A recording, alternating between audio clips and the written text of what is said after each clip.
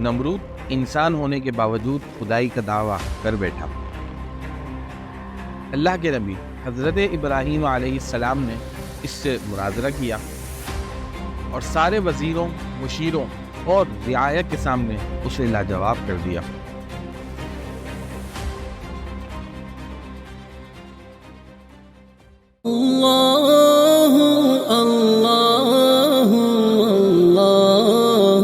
اعوذ باللہ من الشیطان الرجیم، بسم اللہ الرحمن الرحیم۔ ناظرین و سامعین، السلام علیکم ورحمۃ اللہ وبرکاتہ۔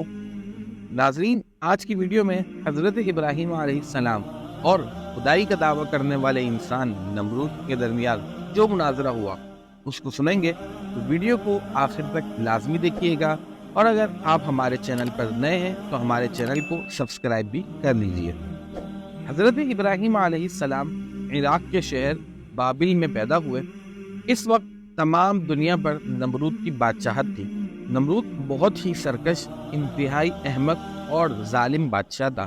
ایسا بدبخت تھا کہ تھا تو بندہ مگر خدائی کا دعویٰ کرتا تھا اور لوگوں کو مجبور کر کے ان سے اپنی عبادت کروایا کرتا تھا۔ اس وقت جب ہر طرف کفر و شرک پھیلا ہوا تھا، حضرت ابراہیم علیہ السلام نے کلمہ حق بلند فرمایا، دین حق کی تبلیغ شروع فرمائی اور لوگوں کو اللہ کی عبادت کی طرف بلایا۔ اسی سلسلے میں ایک بار حضرت ابراہیم علیہ السلام اور نمرود کے درمیان توحید کے موضوع پر مناظرہ ہوا۔ اس مناظرے کی تفصیل کچھ اس طرح ہے کہ ایک بار قحط سالی ہو گئی، بارشیں رک گئیں، اناج ختم ہونے لگے، لوگ مشکلات کا شکار ہوئے۔ ایسے مشکل وقت میں نمرود نے یہ سیاست کھیلی کہ غلے اور اناج کے تمام ذخیرے اپنے قبضے میں کر لیے۔ اب جو کوئی غلہ لینے آتا، نمرود اس سے پوچھتا کہ تیرا رب کون ہے؟ وہ کہہ دیتا کہ میرا رب تو ہے۔ نمرود اسے غلہ دے دیتا۔ اسی دوران حضرت ابراہیم علیہ السلام بھی نمرود کے دربار میں تشریف لائے۔ اس وقت حضرت ابراہیم اور نمرود کے درمیان یہ مناظرہ ہوا۔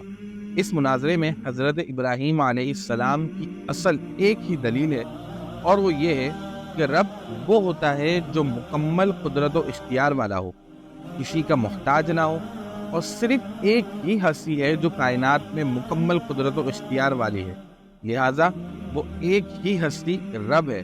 سب اس کے محتاج ہیں، وہ کسی کا محتاج نہیں۔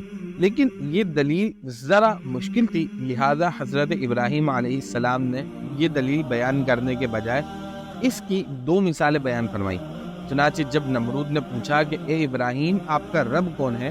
اس پر حضرت ابراہیم علیہ السلام نے فرمایا، میرا رب وہ ہے جو زندگی دیتا اور موت دیتا ہے، یعنی میرا رب ایسا قدرت والا ہے کہ وہ بے جان میں زندگی پیدا فرماتا، پھر جب چاہتا ہے اس جاندار انسان کو موت کے گھاٹ اتارتا ہے۔ میرا رب ہر با اختیار سے بڑھ کر اختیار اور قدرت والا ہے، زندگی کا بھی وہی خالق ہے، موت کا بھی وہی خالق ہے۔ حضرت ابراہیم علیہ السلام کی دلیل بالکل واضح، مکمل اور آسانی سے سمجھ میں آنے والی تھی، اور اس کا جواب دینا نمرود بدبخت کے بس کی بات نہیں تھی۔ البتہ نمرود ایک بادشاہ تھا، آس پاس سب اس کے وزیر مشیر تھے، اسے خدا ماننے والی عوام تھی۔ ان سب کے سامنے حضرت ابراہیم علیہ السلام کی دلیل کا جواب نہ دے سکنا نمرود کے لیے سخت ذلت کا سبب تھا، لہذا اس بیوقوف نے اپنی جھوٹی عزت بچانے کے لیے نہایت احمقانہ جواب دیا۔ بولا، میں بھی زندگی دیتا اور موت دیتا ہوں، یعنی اے ابراہیم، آپ کے کہنے کے مطابق اگر رب وہ ہوتا ہے جو زندگی اور موت دیتا ہے تو یہ کام میں بھی کر لیتا ہوں۔ لہذا اپنے دعوے کو ثابت کرنے کے لیے نمرود نے دو قیدیوں کو بلایا، ان میں سے ایک کو قتل کر دیا اور دوسرے کو رہا کر دیا، اور کہا، دیکھو، جسے میں نے چھوڑا اسے میں نے زندگی دی، اور جسے میں نے قتل کیا اسے میں نے موت دے دی۔ ناظرین، کیسی حماقت کی بات ہے! کہاں ایک بے جان چیز میں جان ڈالنا اور کہاں زندہ شخص کو زندہ رہنے دینا، ان دونوں میں زمین آسمان کا فرق ہے۔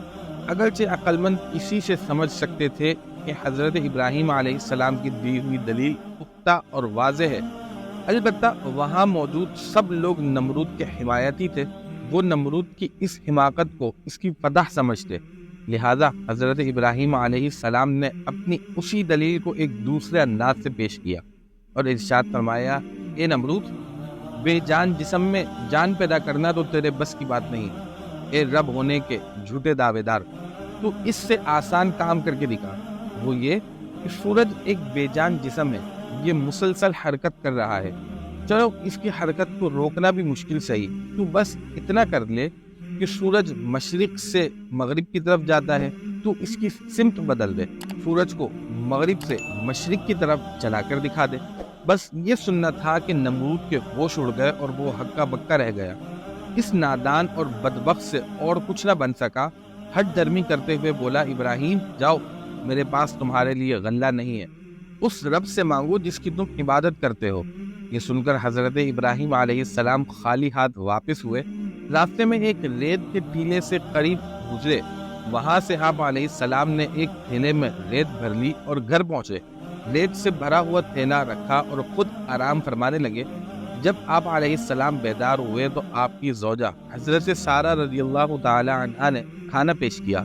حضرت ابراہیم علیہ السلام نے پوچھا، یہ اناج کہاں سے آیا؟ عرض کیا، وہی ہے جو آپ تھیلے میں بھر کر لائے ہیں۔